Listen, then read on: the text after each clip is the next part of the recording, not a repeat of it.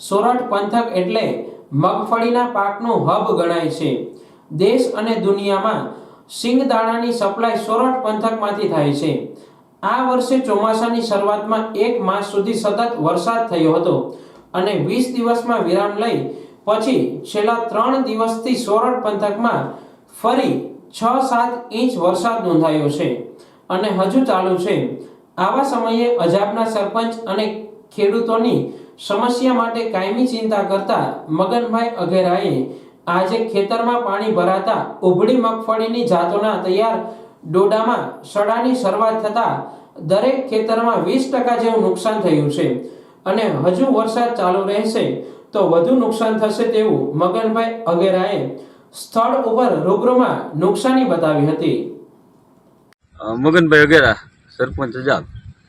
આ વર્ષે ચોમાસાની શરૂઆતમાં 1 મહિના સુધી સતત વરસાદ પડતા મગફળીના પાકને ફટકો પડ્યો હતો।